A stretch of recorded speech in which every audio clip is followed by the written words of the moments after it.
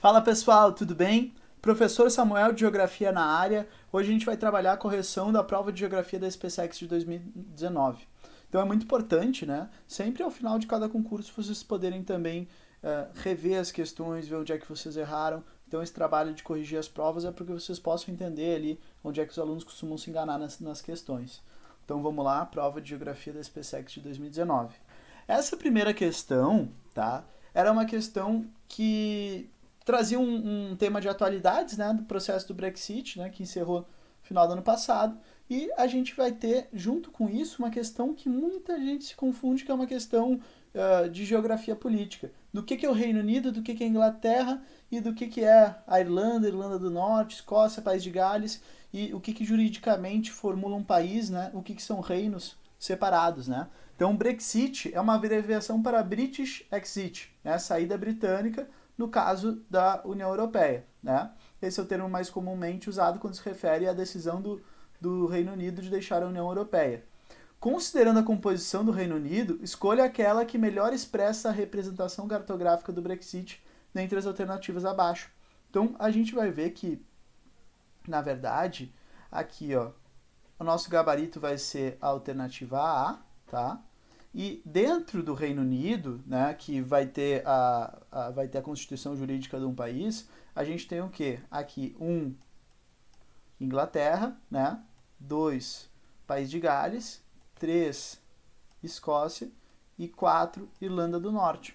Então, esses 4 reinos vão corresponder ao Reino Unido, que juridicamente é o que constitui um país. Então, a gente vai ver que a Inglaterra sair da União Europeia, ela acaba levando junto, né, os restantes. E a votação, o plebiscito que foi feito para decidir a deixar que foi feito para que o Reino Unido decidisse que ele ia deixar a União Europeia, foi um plebiscito para a população, para os habitantes de todos esses reinos que compõem o Reino Unido.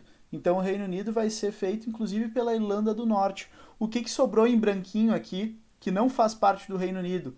A Irlanda. Então a Irlanda é outro país independente. Aqui, ó, Irlanda. Mas aqui o 4 seria a Irlanda do Norte, que faz parte do Reino Unido. Né? Aqui está tudo achurado, então não pode ser, porque a Irlanda não faz parte do Reino Unido. Tá? Aqui falta a Escócia, né? Que faz parte do Reino Unido. Aqui é a Escócia, vou botar um E de Escócia. Aqui falta a Escócia e o País de Gales e sobra a Irlanda. E aqui a gente tem só a Grã-Bretanha, Great Britain. Né? A Grã-Bretanha vai ser a ilha, né? Então a Grã-Bretanha está se referindo a uma questão mais geográfica. Grã-Bretanha é essa ilha aqui. Então o Reino Unido é formado por todos os reinos da Grã-Bretanha, mais a Irlanda do Norte, tá? Então aqui está faltando a Irlanda do Norte, tá? Então a gente tem essas divisões ali que são importantes para a gente entender o que vai constituir um país, o que é um ponto de vista geográfico, o que é, tá? Então o Reino Unido vai ser isso, e o Reino Unido ele vai deixando a União Europeia com esse processo do Brexit. Galera, essa questão ali, ela trazia muito uma questão ali bem básica da geografia, que é a questão de movimentos da Terra, né? Os movimentos da Terra, eles vão influenciar nas estações do ano, e as estações do ano vão influenciar na hora de dias, nas horas que a gente vai ter a cada dia, dependendo da estação do ano. Então, recentemente o governo brasileiro resolveu abolir o horário de verão, né? Que servia para quê? Para num período que tu já tem naturalmente mais horas no dia, que é o verão, né? Então, as estações do ano elas vão variar o tempo de horas de luminosidade, tá? Então, por exemplo, no início do verão, no hemisfério sul, 21 de dezembro, né, quase todo o território brasileiro está no hemisfério sul, a gente vai ter o dia mais longo do ano. No início do inverno, dia 21 de junho, a gente vai ter o dia mais curto do ano. Então, recentemente o governo brasileiro resolveu abolir o horário de verão, uma medida que tinha por finalidade economizar energia no período do ano que a maior parte do território nacional recebe mais luminosidade natural ao longo do dia.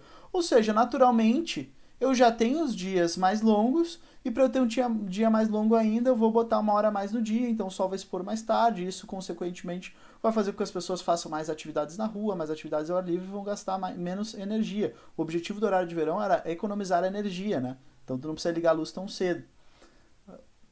Então a duração dessa luminosidade varia de acordo com a localidade, dependendo da latitude da estação do ano, tá? Então, início do verão, dias mais longos, né? Início do inverno, dias mais curtos. ao mesmo tempo que a latitude também influencia nisso, levando a extremos em que lugares em latitudes maiores do que 66 graus e 33 minutos, lugares com latitudes mais elevadas do que os círculos polares, né, que é essa latitude de 66 graus e 33, a gente chega a ter dias de 24 horas, né, que é o fenômeno chamado sol da meia-noite, né, no início do verão, e também noites de 24 horas, que a gente chama de grande noite polar, no início do inverno. Então, quanto mais distante do Equador, maior vai ser a variação, né? Quanto mais distante do Equador, maior vai ser a variação das horas de dia e das horas da noite entre o inverno e o verão, tá? Então, o gráfico abaixo apresenta a duração média de luminosidade natural em 13 localidades, 1, 2 e 3, ao longo de um período de um ano. Considerando as características geográficas do território brasileiro, é possível concluir que as localidades 1, 2 e 3 podem representar, respectivamente, a variação da luminosidade natural das seguintes cidades. Galera, então levando em conta tudo que eu falei até agora, a gente viu que quanto mais distante do Equador, maior vai ser a variação das horas de luminosidade entre o verão e o inverno, beleza? Então, a gente vai ter que encontrar 3 cidades, que está na ordem 1, 2 e 3, interpretando o gráfico. A 1, ela vai de, aqui, ó, 12 horas de luminosidade durante o dia a 15 horas, né? A variação entre verão, né? Aqui dezembro está bem no meio do gráfico, e inverno, né? Então, uma variação ali maior. Aqui a gente tem uma variação um pouquinho menor, e aqui a gente tem uma variação um pouquinho menor. Então, se a gente fosse colocar isso dentro do mapa do Brasil, né? Pensa que a gente tem aqui o mapa do Brasil, tá? A cidade 1 seria a que está mais distante da linha do Equador, que passa mais ou menos aqui no Brasil. Então, o que a gente vai ter que ver? A cidade 1 pode ser Porto Alegre? Pode ser, né? Capital mais ao sul do país, né? A cidade 1, ela pode ser Curitiba? Também está ao sul, né? Mas vamos ver as próximas. Pode ser São Paulo? Sim, desde que as próximas sejam mais meridionais. Aqui não pode ser São Paulo, por quê? Porque Florianópolis está mais ao sul. E a gente vai ver que a 1 tem que estar mais ao sul do que a 2, tá? Que tem que estar mais ao sul do que a 3. Então, a gente não sabe bem onde é que se posiciona as cidades. Mas deixa eu pegar uma outra cor aqui. Mas a gente sabe que a 1 está mais ao sul, tá? Porque tem uma maior variação de horas. A 2 tem uma variação de horas um pouquinho menor, né? Então, a 2 tem uma variação de horas um pouquinho menor. E a 3, entre as 3 cidades, vai ser a cidade que está mais próxima do Equador. 3, tá? Então aqui Porto Alegre, né, mais ao sul. Brasília está mais ou menos ali no Brasil central, tá? E Recife está no Nordeste. Essa daqui faz sentido, essa daqui pode ser. Vou deixar uma estrelinha e vou ver as outras, tá? Curitiba está mais ao sul. Belém, na região norte. E Salvador está no Nordeste, mas é um estado mais sul da região Nordeste. Então aqui não pode ser. São Paulo até poderia ser, mas não pode ser por causa de Florianópolis. Florianópolis está mais ao sul do que São Paulo. Então a gente vai ver que a 1 ela é mais ao sul do que a 2 e a 2 é mais ao sul do que a 3, né? Então aqui também não pode ser. Cuiabá, Campo Grande e Rio de Janeiro, né? A gente vai ver que Cuiabá vai estar mais... Cuiabá, que é a capital do Mato Grosso, está mais ao norte do que Campo Grande, que é a capital do Mato Grosso do Sul. Então não pode ser.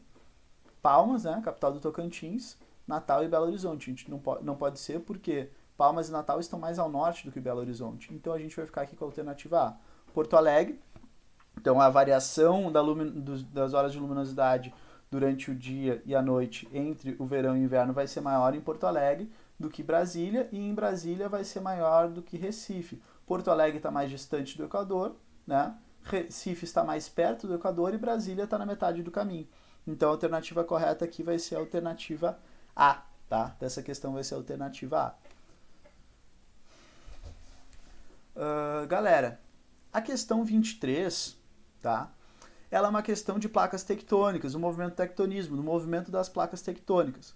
Então a gente tem aqui vários tipos de movimentos de placas tectônicas. Temos encontros convergentes, os divergentes, os transformantes ou também chamados de transcorrentes. Então aqui a gente tem alguns pontos geográficos para analisar o que esses pontos geográficos vão estar relacionados com as placas tectônicas e ver se a gente tem as características corretas, tá? Então vamos lá. O ponto A, questão A. O ponto 1 se refere à falha de San Andreas, né? E é resultado, então a falha de San Andreas, ponto 1, falha de San Andreas. O local está correto, tá? Falha de San Andreas justamente fica ali naquela região da Califórnia. Ponto 1 se refere à falha de San Andreas e é resultado do movimento entre as placas convergentes de Nazca e a norte-americana. Gurizada, o que está errado? Placa convergente. Não. Falha de San Andreas é o exemplo mais típico, mais clássico que a gente tem de falha transformante, tá? Então a A vai ser falso. A B, o ponto 2 se refere à Cordilheira dos Andes. O local está correto, beleza? E é resultado do movimento entre as placas conservativas, tá? Do Pacífico e Sul-Americana. Tem duas coisas erradas. A gente não são placas conservativas, né? Que seriam um sinônimo ali de transformantes ou transcorrentes. E tá errado também que a Cordilheira dos Andes é formada pelo encontro da placa de Nazca, N-A-Z-C-A, com a placa sul-americana.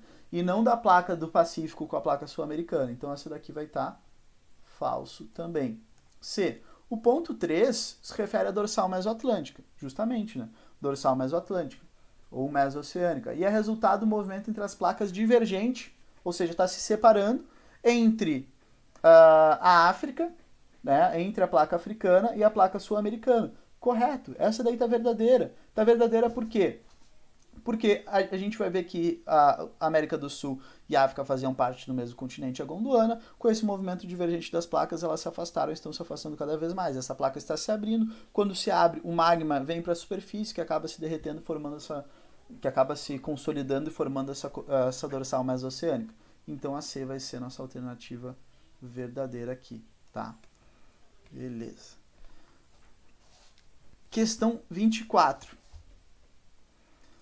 Então aqui, questão 24. Irregular distribuição dos recursos hídricos, uso compartilhado de bacias hidrográficas, ineficientes sistemas de tratamento, desmatamento, construção de barragens, lixo, diversidade climática, expansão da urbanização, pressão demográfica, geração de energia, projetos de irrigação, dentre outros, né? São fatores que potencializam o estresse hídrico e originam situações hidroconflitivas. Sobre esse último termo, considere as seguintes afirmações. Tudo isso que a questão falou está se referindo a conflitos que podem se dar a respeito do manejo dos recursos hídricos entre os países, né, entre estados. Então a gente tem conflitos devido ao manejo dos recursos hídricos, que é um recurso cada vez mais escasso, principalmente a água potável, ela é cada vez mais escassa, né? Então a alternativa, a assertiva 1, né, um exemplo de situação hidroconflitiva é o caso da construção de barragens para projetos de irrigação na bacia do Rio Nilo pelo governo sudanês, o que tem provocado tensões com o vizinho Egito. Galera, verdadeiro, né? Então, pensa, o Egito é aquele país que tradicionalmente utiliza as cheias as enchentes e vazantes do Nilo para agricultura, né? Então, toda aquela agricultura que depende completamente do Rio Nilo, justamente porque o Egito está numa região desértica. Quando está numa região desértica, aumenta a tua dependência desse recurso hídrico. Então, vai ser verdadeiro, né? Qualquer um que construa uma barragem que vai diminuir a vazão de água vai afetar, né? E vai gerar uma tensão política de um país que depende necessariamente das águas daquele rio, tá? Então, A2. O Brasil, por dispor de uma região extremamente rica em recursos hídricos, não tem registrado problemas dessa natureza com seus vizinhos ao longo de sua história republicana. Galera, frequentemente, né, a gente tem disputas com relação aos recursos hídricos. As mais recentes se dão inclusive pela questão ali do aquífero Guarani, né? Porque o aquífero Guarani, ele é um aquífero que ele é compartilhado entre Brasil, Argentina, Bolívia, Paraguai e Uruguai, e por conta disso ele precisa de uma gestão coletiva. Então a gente tem tensões, tá? Claro que nenhuma tensão que tenha levado a uma guerra, mas a gente tem tensões e estranhamentos entre os países por conta dessa questão hídrica também, tá? Então, falso. O rio Ganges, aquele rio indiano, né, atravessa quase todo o território de Bangladesh antes de se abrir no Largo Delta. Delta é a foz do rio, né, que se subdivide em vários canais, né, várias ilhas. Em território indiano, a construção de barragens a montante pelo primeiro tem provocado desavenças entre esses dois países. Galera, a gente tem um problema que é a questão dessa gestão dos rios, tá? Então, a gente tem a questão do rio Ganges, mas aqui a gente não tem o histórico de nenhum conflito, tá? Por conta da questão do rio Ganges no território indiano. Então, essa alternativa vai ser falsa, tá? 4. No conflito entre israelenses e palestinos, há um importante componente hídrico, evidenciado pela posse e controle das escassas fontes existentes na região. Galera, o componente hídrico se dá por um rio que tem na região que é chamado de Rio Jordão. O Rio Jordão ele vai fazer uma das fronteiras ali entre Israel e a Jordânia, pegando ali também grande parte do território palestino da Cisjordânia. E a gente tem um controle da nascente desse rio por Israel, que dominou as colinas de Golã, que era da Síria, e tu tem um controle das águas do Rio Jordão, que é utilizado para irrigação artificial em Israel, tá? Então, a gente tem, de fato, um controle, uma disputa pelo Rio Jordão, tá? Então, existe essa disputa ali do Rio Jordão que acaba desaguando no Mar da Galileia, que é uma disputa que corrobora já com o conflito existente entre Israel e Palestina, né? Então, acaba reforçando isso. E a gente tem o reforço desse conflito por meio da disputa das águas do Rio Jordão. Também, né, novamente, o Oriente Médio é uma questão de tu ter um clima árido, então a tua dependência dos recursos naturais ela acaba sendo maior ainda. Então aqui é verdadeira, tá? Então a 1 e a 4 são verdadeiras. A alternativa D. 24, alternativa D.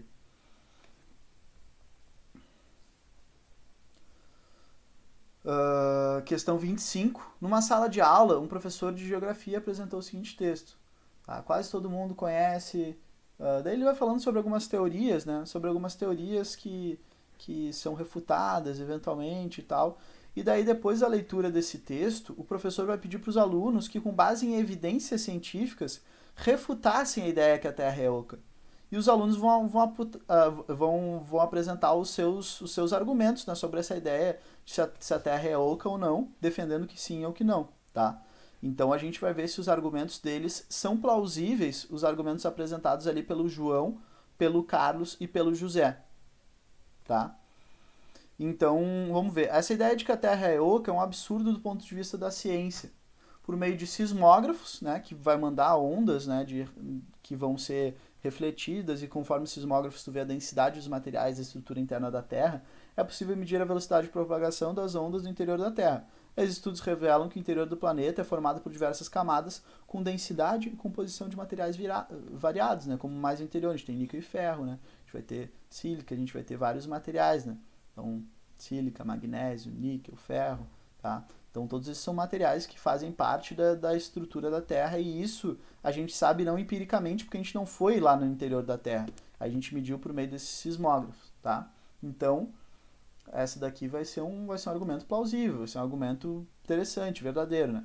Impossível. As evidências científicas deixam claro que a maior parte do interior da Terra é composto por uma mistura de níquel e ferro em estado líquido, onde a temperatura média está acima de 5.000 graus Celsius. A gente vai ter o núcleo, né, com uma mistura de níquel e ferro e com uma temperatura ali, vamos botar em torno de 5.000 graus Celsius. Mas a maioria do volume da estrutura interna da Terra é composto pelo manto, então que vai ter mais sílica, magnésio, então essa daqui vai ser falso, tá? O argumento do Carlos vai ser falso.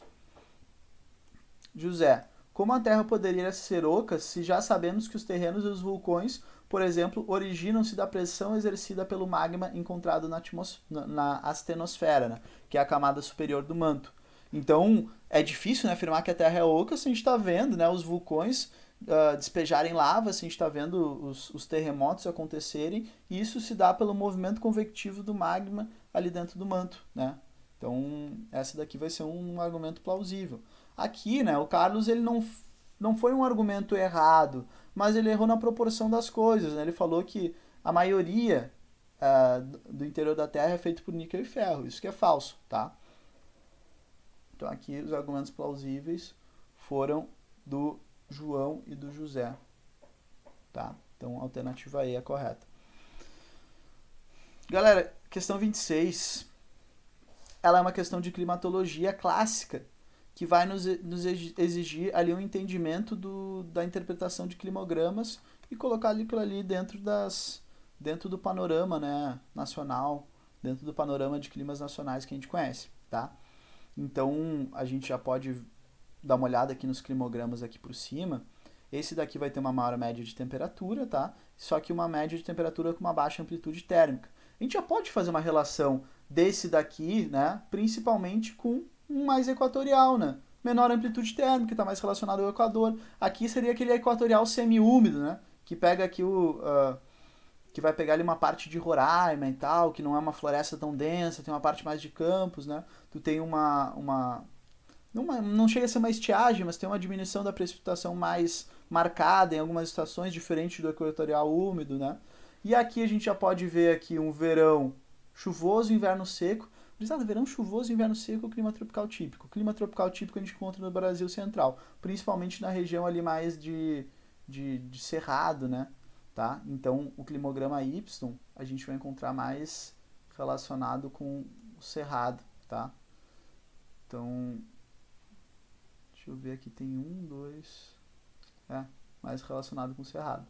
E o climograma Z, né? Aqui pode ser desde um tropical úmido, mas pela variação, né, da amplitude térmica, aqui o climograma Z eu vincularia mais com um clima subtropical, tá? Mas vamos ver, vamos analisar as alternativas, tá? Vou analisar as alternativas da questão 26. O climograma X, ele é representativo do clima 1, tá? Clima 1, tropical de altitude, pode representar a cidade de Boa Vista. Tá errado por tantos motivos, né? Tropical de altitude pega essa região da Serra do Mar, pega uma região aqui, ó, no sudeste. E Boa Vista, né? Boa Vista a gente vai encontrar lá na região norte. Então aqui está errado. E também no tropical de altitude vai ter uma maior curva ali de amplitude térmica. O climograma Y, ele é representativo do clima 3, semiárido, e pode representar a cidade de Petrolina. Galera, o climograma Y, ele vai estar mais vinculado, tá? Ele vai estar mais vinculado mais com o tropical típico, um negócio mais de cerrado, né? O semiárido, ele vai ter uma menor precipitação ainda, né? Então, uma precipitação menor. Então, aqui é falso.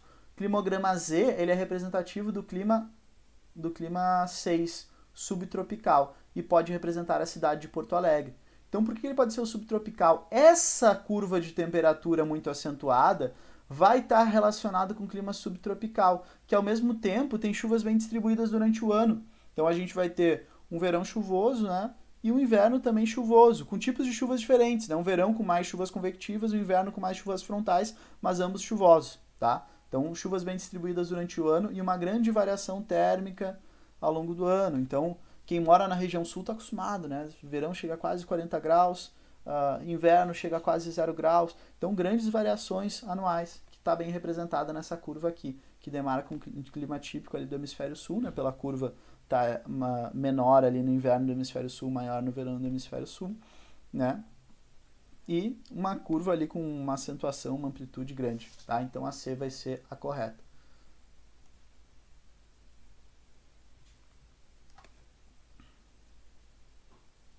Questão 27, uma questão lá mais de geografia humana.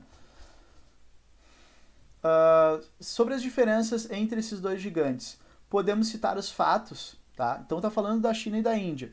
São dois gigantes que têm várias semelhanças, são os países mais populosos do mundo, são dois países que têm uma grande taxa de crescimento econômico, claro que a China mais, mas vamos ver aqui.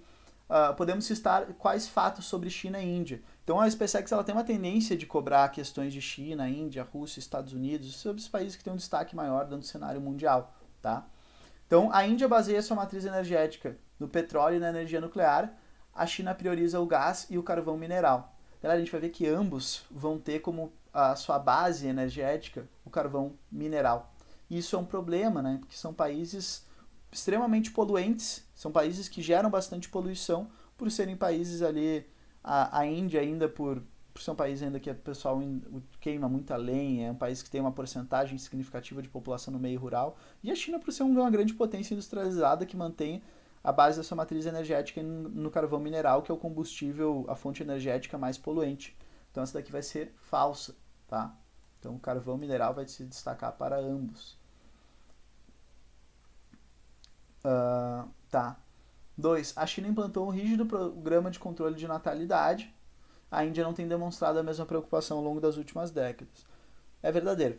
Tá? A China teve a política do filho único, que proibia as famílias a terem um segundo filho. A política do filho único vigorou entre 1970 e 2015. Então eles conseguiram dar uma modificada na estrutura populacional chinesa por causa dessa política pública. E a Índia não é que ela não tenha essa mesma preocupação, né? Mas ela não tem como ter todo esse controle estatal, né? Então, o que se prevê é que a Índia irá ultrapassar a população chinesa nos próximos anos, graças a China ter tido um controle populacional e a Índia não. Então, a 2 é verdadeiro. 3. A China dispõe de uma maior diversidade cultural e a Índia possui uma cultura milenar, o que lhe garante maior homogeneidade étnica e linguística. Essa ideia é claramente falsa, né? Ambos os países vão ter uma diversidade cultural gigantesca. Na Índia se falam vários idiomas, né? Tu vai ter ali mais de 200 idiomas do país todo que são falados, então ela é extremamente falsa. Né? A Índia tem várias culturas, por mais que predomine ali o hinduísmo, predomine a lógica do entendimento da cosmovisão do sistema de castas, mas a Índia ela tem uma diversidade étnica, linguística, cultural gigantesca. O modelo econômico chinês privilegiou a produção industrial, né? Então a gente viu que com o Deng Xiaoping no governo, ele começou a investir na questão de industrialização fortemente por meio das zonas econômicas especiais, trouxe essas indústrias de fora e fez essa grande mudança ali sociocultural, tá? A Índia está se convertendo numa economia de serviços, na qual destacam setores como tecnologia da informação e biotecnologia. E justamente a Índia, pelo fato de falar inglês, que tem uma conexão mais forte com os países ali da América do Norte e Europa Ocidental, muitos serviços de telemarketing vão para a Índia, né? Porque daí a galera atende de lá e é um custo de mão de obra muito mais barato. Daí o setor de tecnologia da informação, softwares, né, principalmente, são feitos na Índia também, bastante deles, e biotecnologia também nessa região, tá? Então, tu tem um sistema de castas que ele acaba fazendo com que tu tenha uma mobilidade social mais dificultada. E, consequentemente, o estudo ele é uma das poucas maneiras de tu conseguir uma mobilidade social entre essas castas. Então, grande parte dos jovens que almejam essa mobilidade social, eles estudam muito. Então, isso faz com que tu tenha um país com grandes gênios, grandes assumidades, né? Tu tem uma fuga de cérebros, que é esse processo de migração de pessoas que têm uma formação, que têm um conhecimento muito grande para outros países que acabam atendendo a mão de obra de outros países. Então, aqui a 4 vai ser verdadeira. 2 e 4, alternativa D. Questão 28. Questão 28 é uma questão ali que abrange um pouco de cartografia, né? Desde os primitivos rabiscos em uma placa de argila ou em peles de animais, até a difusão maciça de aplicativos de localização e de navegação em smartphones, o uso de mapas é uma necessidade vital para o homem. Sobre esse assunto, considere as seguintes afirmativas. Diferentemente dos meridianos, que possuem sempre o mesmo diâmetro, né? Então, os meridianos são os que vão de um polo ao outro. Então, eles vão ter sempre o mesmo tamanho. Os círculos que representam os paralelos, que é o Equador, daí depois tem os trópicos, daí depois tem os círculos polares, daí depois tem o polo. Então, cada vez, né, o Equador é o círculo máximo, ele vai diminuindo. Os paralelos diminuem de tamanho à medida que se afastam do Equador em direção aos polos. Isso aqui vai ser uma questão verdadeira, né? Tá? Então, é só tu entender o sistema de meridianos paralelos, já vai ver que é verdadeira.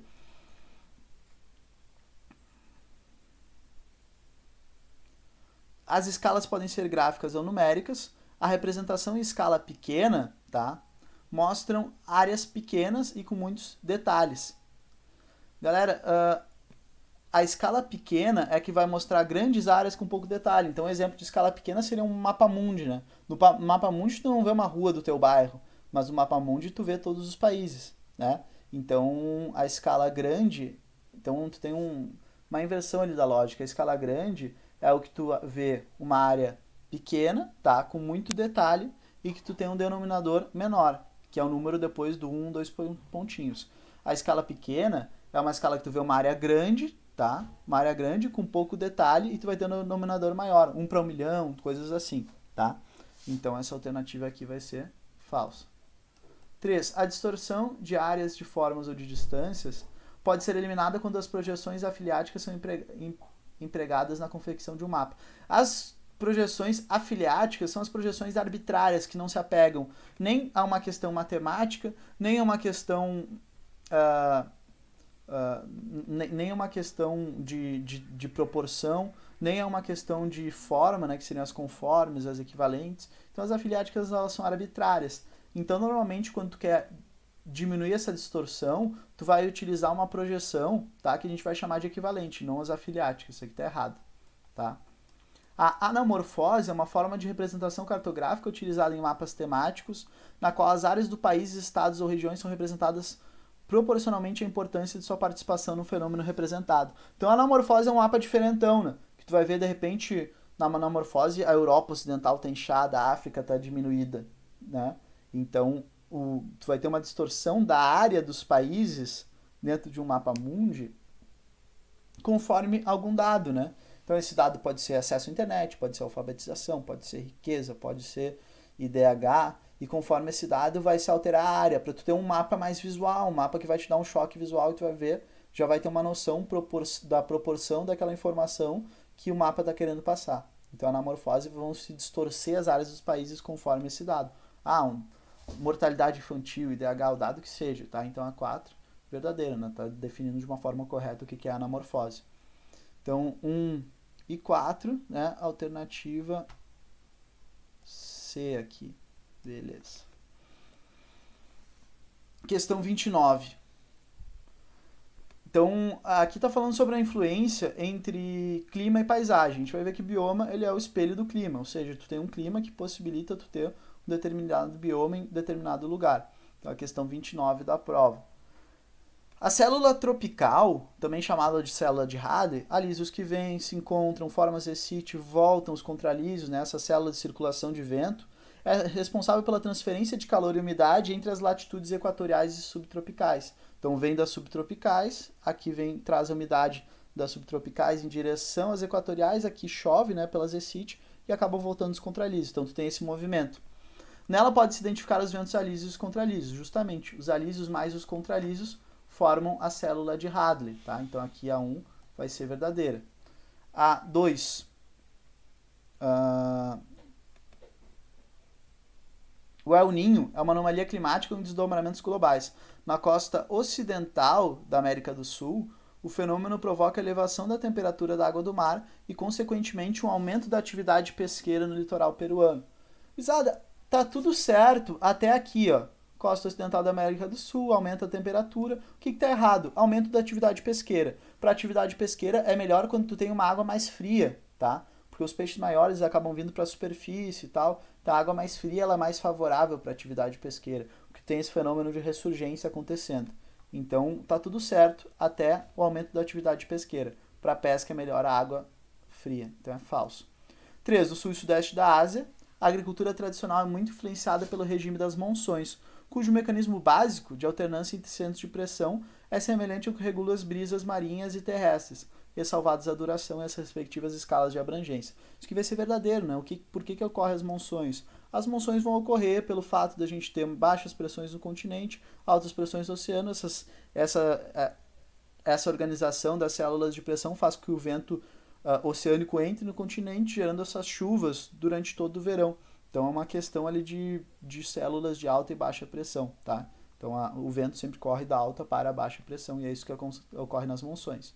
Clima mediterrâneo, típico do sul da Europa, tá? Tranquilo. Das extremidades norte e sul da África, de parte do litoral chileno e californiano, porção meridional da Austrália, apresenta 2 estações, até ali tá tranquilo, tá? Apresenta 2 estações distintas, até aí tranquilo. Aqui começa o erro. Um verão quente e chuvoso e um inverno frio e seco. Falso, tá? É um verão seco, que a gente tem no clima mediterrâneo, tá? E um inverno chuvoso. Essa é a característica que forma o clima mediterrâneo, que recebe o nome de Mediterrâneo por conta do mar Mediterrâneo, que é onde a gente tem o Mediterrâneo mais típico, sul da Europa, né? Grécia, Itália, Espanha, ali sul da França, tá? Então, o Mediterrâneo é basicamente o contrário do tropical, porque o tropical é verão chuvoso e inverno seco, o Mediterrâneo ele vai ser um verão seco e inverno chuvoso, tá? Então aqui vai ser falsa, 4 vai ser falsa. Então 1 verdadeira, 2 falsa, 3 verdadeira, 4 falsa. Então a gente vai ter aqui a 1 e a 3. A alternativa B vai ser a correta. Beleza? Então vamos lá, questão 30. Questão sobre migrações, tá? deslocamento de pessoas entre países, regiões e tal, sobre os fluxos migratórios contemporâneos. O que a gente vai poder afirmar sobre os fluxos migratórios contemporâneos? Em termos quantitativos, de quantidade, em termos absolutos, a maior parte dos deslocamentos humanos se refere à saída de imigrantes dos países pobres e emergentes em direção aos desenvolvidos. Galera, em termos quantitativos, tá? Em termos quantitativos, a gente vai ver que não é verdadeiro. Por quê? Porque a gente tem hoje uma situação que os países desenvolvidos, eles colocam muitas barreiras para a entrada de imigrantes, tá? E essas barreiras para a entrada de imigrantes e situações de instabilidade em países pobres e emergentes faz com que muitas vezes eles recorram a países que não são os países ideais que eles gostariam de morar, porém são países que têm uma maior receptividade e são países que normalmente estão mais próximos da zona de conflito.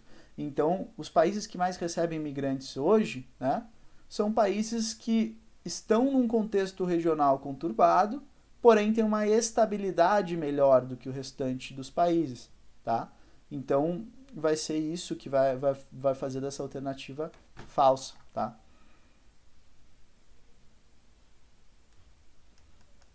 Na última década, a América Latina e o Caribe contribuíram com maior contingente de imigrantes, de emigrantes, ou seja, pessoas que saíram, né? E, quando tem o E no início, é de saída. Seguidos pela África setentrional. Galera, falso, tá? Falso. Eu vou colocar aqui falso e já explico para vocês por quê. Por que é falso?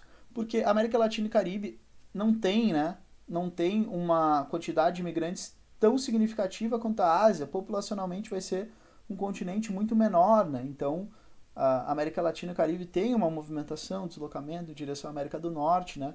A África setentrional é o norte da África, que também é mais estável do que o sul da África, então também não se destacaria tanto.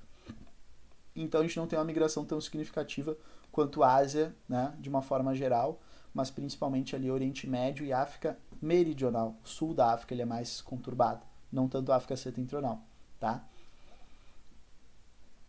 Daí é 3. Países do Oriente Médio como Catar, Emirados Árabes Unidos, que é onde está Dubai e Abu Dhabi, né?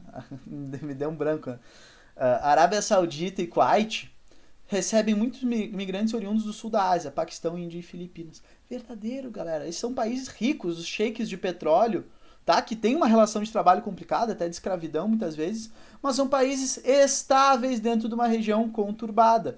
E com países com muita riqueza, por mais que essa riqueza seja concentrada na mão dos sheiks de petróleo.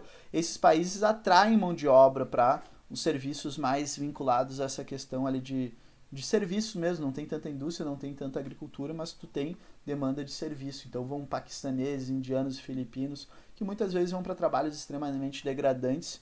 Até tem várias acusações, né, de Dubai ter trabalhos de condições análogas à escravidão para trabalhadores vindos desses países. Mas é uma realidade, né? Porque são países estáveis dentro do Oriente Médio, tá? 4. A drenagem de cérebros ou fuga de cérebros é o quê? É o problema de quando um país, né, por exemplo, ele tem muitos gênios, muitas pessoas com formação acadêmica, muitas pessoas que são consideradas uma mão de obra altamente qualificada, que tem uma capacidade tecnológica, que não tem a sua mão de obra absorvida pela economia do país. E essas pessoas, elas acabam optando pelo quê? Por se mudar, por migrar, por ir para outro país e acabar trabalhando em outro país. Só que isso é complicado, né? Porque como é que um país vai crescer economicamente se ele não tem seus gênios, seus cérebros, né? Então, a drenagem de cérebros é um grande problema para os países de origem desses fluxos, da onde saem os cérebros, né? Pois afeta sua capacidade tecnológica, comprometendo seu desenvolvimento. É verdadeiro, né? Então pensa, um engenheiro com uma formação respeitável do Brasil e tal, ele vê que aqui não tem uma indústria, não tem não sei o que, e acaba indo para um outro país, né? Vender sua força de trabalho lá, onde ele vai receber um bom salário, onde ele vai ser valorizado de uma forma que ele não conseguiria de repente no Brasil, né? Só um exemplo que eu citei. Então aqui 13 e 4 vão ser as alternativas corretas. Então a alternativa aqui vai ser a E. 13 e 4. Beleza? Vamos lá. Questão 31. Questão 31 fala sobre a questão do Aziz Absaber, que ele fez uma regionalização das regiões naturais brasileiras, que são domínios morfoclimáticos brasileiros, que levam em conta clima, vegetação, solo, relevo, né, hidrografia. Então seria como se fosse um apanhado de características naturais do Brasil. Sobre os domínios morfoclimáticos e suas faixas de transição, considere as seguintes afirmações. Tá? Então, ele, ao invés de fazer uma divisão só pela vegetação, só pelo solo, só pelo relevo, ele fez um apanhado de características naturais e chamou de domínios morfoclimáticos. Tá? Então, vamos ver. A exuberância da floresta amazônica contrasta com a pobreza de grande parte de seus solos, geralmente ácidos, intemperizados e de baixa fertilidade. Verdadeiro. Isso é um pega-ratão que muita gente cai. Acha que a Amazônia, uma floresta bonita, frondosa, densa, vai ser um solo rico. Mas não, né? Por conta do clima. O clima ele acaba fazendo com que muitas chuvas acabam levando uma lavagem de solos que a gente chama de lixiviação. Tá? Então são solos pobres e de baixa fertilidade. Tá? Então a floresta amazônica, por mais que ela seja uma floresta bonita, densa, ela tem solos pobres. Tipicamente associados à campanha gaúcha, os campos apresentam relevo com suaves ondulações, cobertas por gramíneas. Como é que a gente chama esses campos com suaves ondulações, esse relevo com suaves ondulações na campanha gaúcha? As colinas, né? As colinas. Nesse domínio é um preocupante processo de desertificação, advindo de anomalias climáticas observadas nas últimas décadas. Gurizada, na campanha gaúcha a gente tem um problema de solo, tá? A gente tem um problema de empobrecimento do solo devido ao uso intensivo agrícola. O nome desse problema de solo é arenização. A arenização é diferente da desertificação. Desertificação ocorre por uma modificação climática, enquanto que a arenização ocorre por um empobrecimento do solo que acaba desgastando o horizonte superior do solo orgânico e acaba expondo esse horizonte arenoso. Então tá errado o quê? Tá errado o processo de desertificação aqui. Não existe processo de desertificação na campanha gaúcha. O processo de desertificação é na Caatinga, né? E a arenização na campanha gaúcha, beleza? O cerrado, adaptado à alternância do clima tropical, ocupa mais de 3 milhões de quilômetros quadrados e apresenta solos pobres, tá? Então, até aí tranquilo, né? Solos pobres, ácidos, né? Uma característica do cerrado. É uma formação tipicamente latifoliada, dentre outras características. Perde as folhas durante o período de seca. Galera, o que está errado? O que está errado aqui, né, é a questão da perda das folhas durante o período de seca. Tá? A gente não tem isso. A gente vai ter essa característica aonde? A gente tem essa característica na caatinga. A caatinga tem algumas espécies que elas são caducifólias, que perdem as folhas durante o período da seca. Mas o cerrado, de uma forma geral, não tem essa perda das folhas durante o período da seca. Ele mantém as folhas. São espécies perennifólias predominantemente no cerrado. Então, por conta disso, é falso. 4. A Mata dos Cocais é uma faixa de transição entre a Amazônia, o Cerrado e a Caatinga. Lá vão ter as palmeiras e palmáceas, né? Árvores da família das palmeiras, como o babaçu, a carnaúba e o buriti. 3 palmáceas que têm um aproveitamento econômico, são importantes pela questão econômica para a população local. Tá? Então, 4, verdadeiro. 1 e 4, alternativa C, correta. Beleza? Questão 32, tá? E a nossa, deixa eu ver, nossa última questão, que fala sobre a questão do uso da energia a nível mundial, tá? Então, o mundo moderno é um voraz consumidor de energia. Para atender essa demanda, a gente tem cada vez mais desafios, né? Pela questão da eficiência, pelos custos e tal. Sobre as características e a participação das diversas fontes de energia, considere as seguintes afirmativas, tá? Então, questão 32 e última na prova da SPSEC sobre energia. Então, o drástico aumento do preço do petróleo causado pelas crises de 1973, 79 e 80 teve um duplo efeito. Essas crises foram crises provocadas pela OPEP por questões políticas, né? Por ali conflitos entre Israel e os países árabes, né? Então a OPEP ela é dominada por países árabes do Oriente Médio. Então o duplo efeito o que foi? Viabilizou sua extração em locais de difícil acesso, Sibéria, Alasca e plataformas continentais, tá? E estimulou a pesquisa de fontes alternativas. Verdadeiro, né? Isso aconteceu, inclusive no Brasil. O que aconteceu no Brasil quando começou essa crise internacional do petróleo de 1973? O Brasil começou a se coçar, né? Eu ainda não sou independente, né, na produção de petróleo, eu vou ver o que eu posso fazer para não ficar dependente, sendo que eu estou tendo uma crise que o petróleo está muito caro e eu não produzo o meu petróleo aqui. Daí começou a se desenvolver o pró-álcool, né, em 1975, desenvolvimento de álcool por tecnologia nacional. Então a 1 é verdadeira, né? Os países começaram a se coçar, né? Já que o petróleo está mais caro, o que a gente vai fazer? A 1 ela vai ser uma alternativa verdadeira. 2. Impulsionada pelas políticas de redução das emissões de CO2 adotadas pela China, o gás natural já é, desde 2010, a segunda fonte de energia mais utilizada do mundo. Falso, até porque o quê? O gás natural também emite CO2, gente. Então não adianta, né, trocar outros combustíveis por gás natural se é um combustível fóssil, né?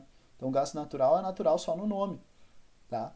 Mas ele também emite CO2, é também um combustível fóssil, é também um poluente. Menos poluente que o carvão e menos poluente que o petróleo, mas ainda assim bastante poluente. Fontes de energia como o etanol e o biodiesel despontam atualmente como excelentes alternativas, pois apresentam os seguintes benefícios: poluem menos que os combustíveis fósseis, tá? Então, verdadeiro, né? Poluem menos de fato. Tem uma lógica de carbono zero, porque as plantas, né?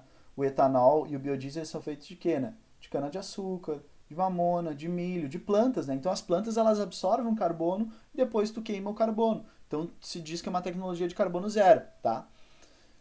Poluem menos que combustíveis fósseis e geram empregos no campo, né? Porque alguém vai ter que plantar essas plantas, então acaba gerando empregos no campo. E dinamiza a economia por conta de seu efeito multiplicador, né? Então acaba gerando plantação, que gera indústria, que gera. Então tu tem pontos positivos, tem pontos negativos aqui também, mas todos os pontos positivos que foram elencados na alternativa são pontos positivos de fato que a gente pode destacar como os positivos do etanol e do biodiesel, que são fontes energéticas, né, combustíveis feitos de plantas. Então são combustíveis que a gente vai ver que são renováveis. São renováveis por quê? Porque as plantas podem plantar e replantar, tá? 4. Isenta de impactos ambientais, a energia eólica vem conquistando cada vez mais espaço na matriz energética de países como China, Estados Unidos, Alemanha, Espanha e Índia. Galera, a gente tem alguns probleminhas aqui, tá? De probleminhas que eu destacaria nessa alternativa, tá? Nessa 4, é falar que a energia eólica é isenta de impactos ambientais, sendo que ela tem um impacto ambiental reduzido, mas não é isento, né? Porque ela pode ter um impacto ambiental nos pássaros que se chocam com as hélices do catavento. E dentre esses países, a China tem investido bastante, né, em energias renováveis, né, mas ainda muito pequeno dentro dessa matriz energética.